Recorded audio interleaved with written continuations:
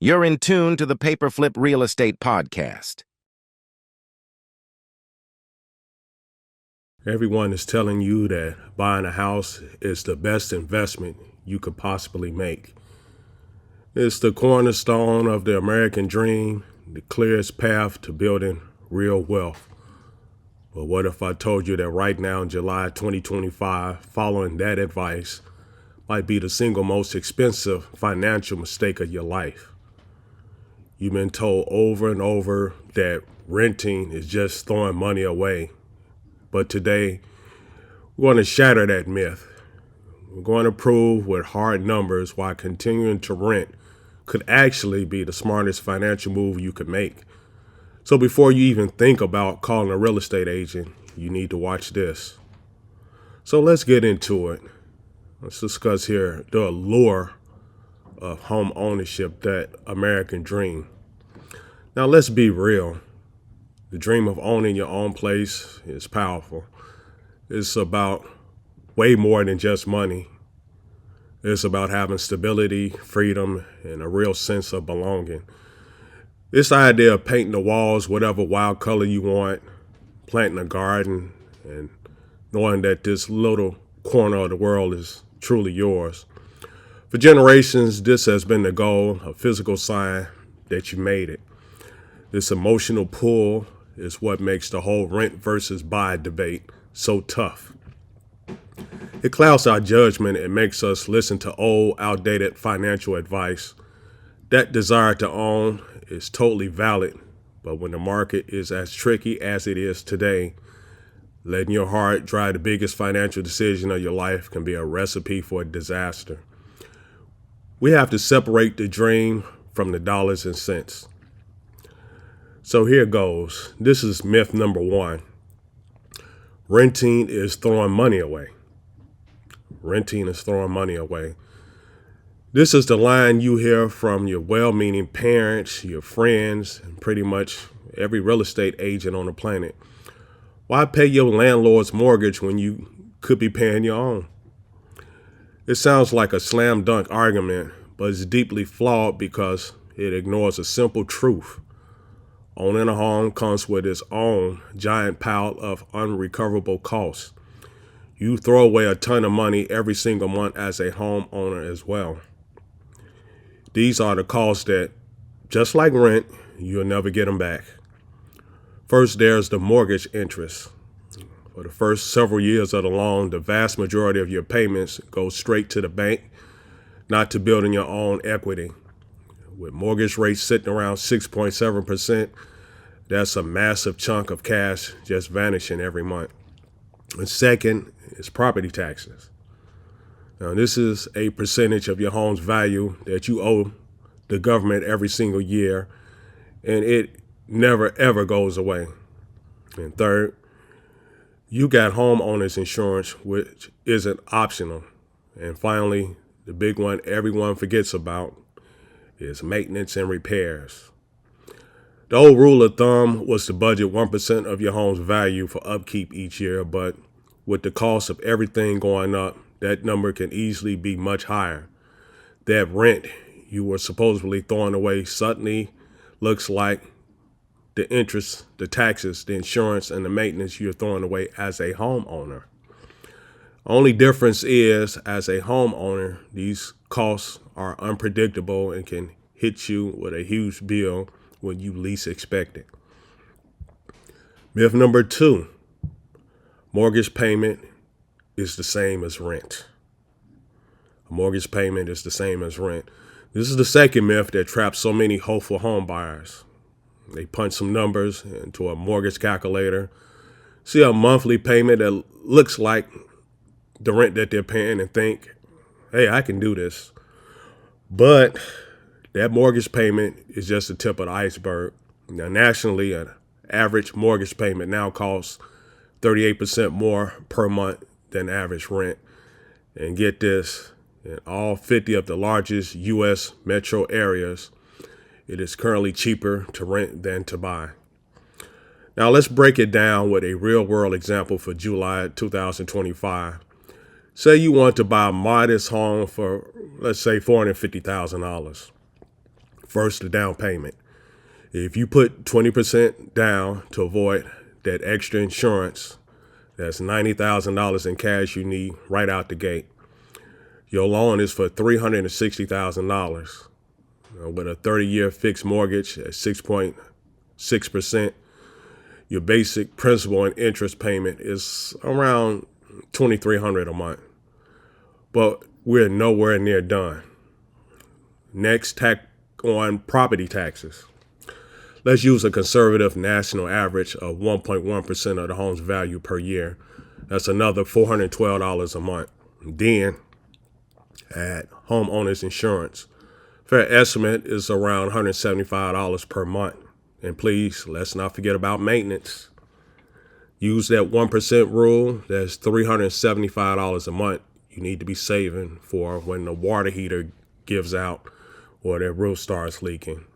So, your totally monthly cost to own that $450,000 house isn't $2,300 a month. It's actually over $3,277 a month. Now, what would a similar place rent out for? In many big markets, maybe around $2,600 a month. In this totally realistic scenario, owning is going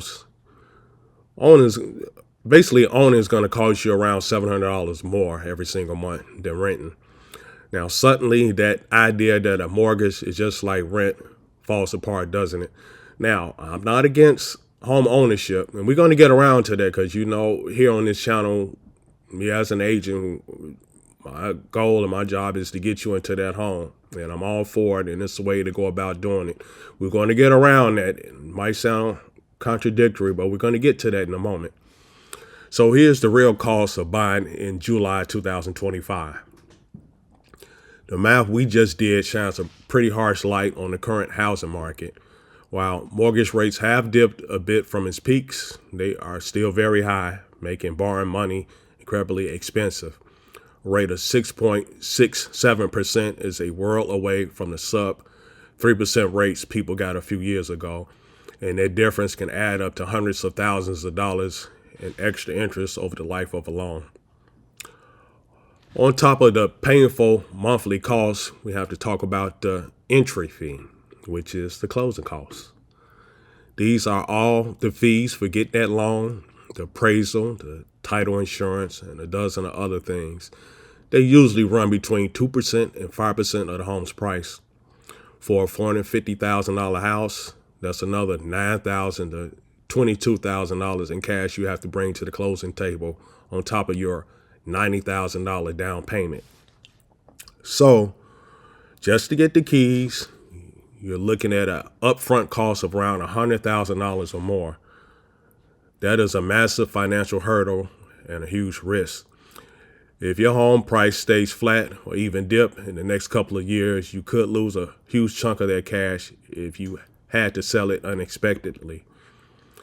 If this is starting to make sense, you rethink everything you've been told about buying a house.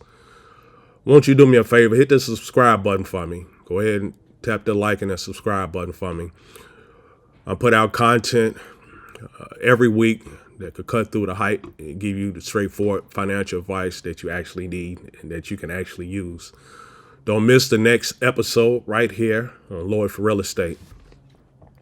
Now, let's talk about the financial power of renting and investing the difference. I'm going to start this conversation, and even before I get into it, do check with a financial advisor or a financial planner. This is just an example coming from me. Now, this is part of the conversation that almost everyone leaves out. What if renting isn't throwing money away, but it's actually a strategic move that lets you build wealth faster than someone who buys a house? So let's go back to our example. A homeowner is selling out $3,277 a month. The renter is paying $2,600 for a similar place. That's a difference of $677 a month. The renter also didn't just drain $100,000 from their savings for the down payment and closing costs. So what if the renter takes that $100,000 and put into a simple, low-cost stock market index fund? And then every single month, they also invest $677 they're saving by renting. What happens? Assuming a pretty standard historical return from the stock market, that money starts to grow, and thanks to compound interest, it can really take off. While the homeowner is slowly, painstakingly building equity with a huge chunk of their payment going to unrecoverable costs, the renter has a growing liquid asset. They have an asset that isn't tied up in one single property in one specific neighborhood. Now, this strategy isn't risk-free. The stock market has its ups and downs. And I'm not advocating that you invest your money in the stock market. There's other ways that you can invest your money and other things that you can do with it to build wealth. But the idea is that your home's value is a guaranteed win. Is also, and that's a myth. Home values can fall. And unlike a stock portfolio, you can't just sell off the back bedroom if you have an emergency. Renting gives you a financial flexibility and frees up a ton of cash that, if you're smart with it, it could put you in a much better financial position than owning a home. So now let's get back to the good part. When buying a home makes the most sense. And that's the part you've probably been waiting for.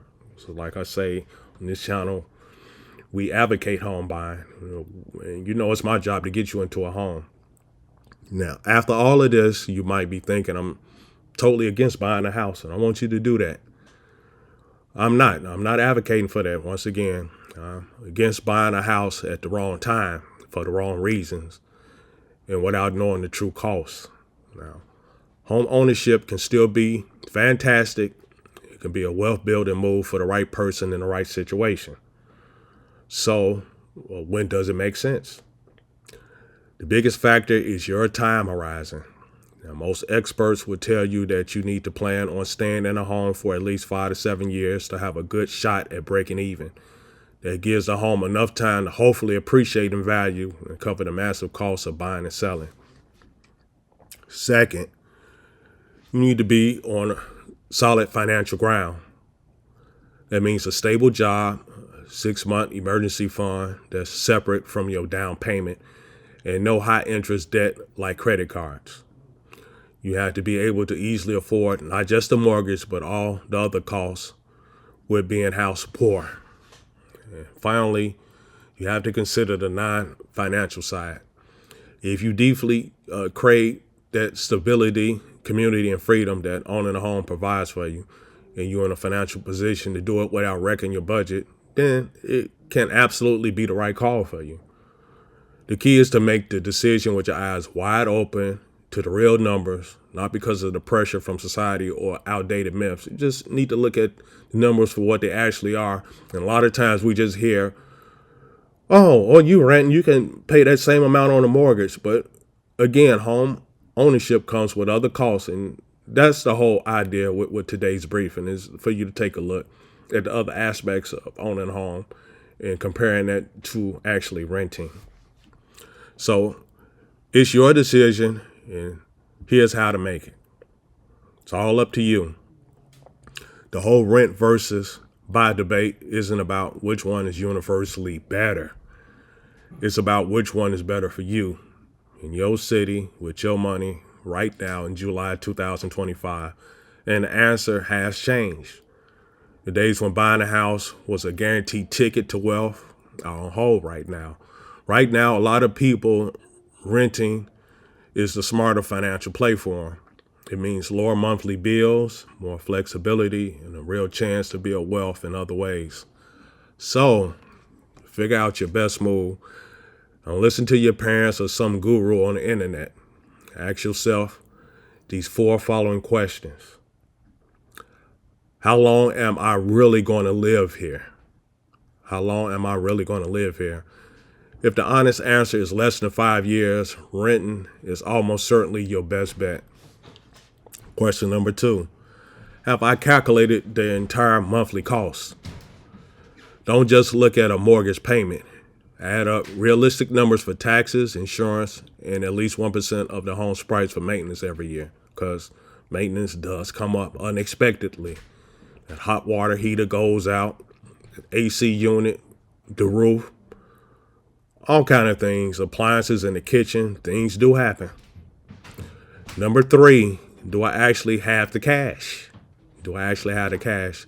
Do I have a 20% down payment plus another 5% for closing costs on top of a fully funded emergency fund just in case things happen? Number 4, and be honest with yourself on this one. Will I actually invest the difference? Will I actually invest the difference? The financial power of renting only works if you're disciplined enough to save and invest the money you're not pouring into the house. That's the whole goal. Answering these questions honestly will give you a much better answer than any old school advice that you ever heard. Goal isn't just to own a house, it's to build a secure financial future at the same time. And in today's market, the path to that future might just lead through your landlord's front door. This has been Lloyd for Real Estate. I want to thank you for watching.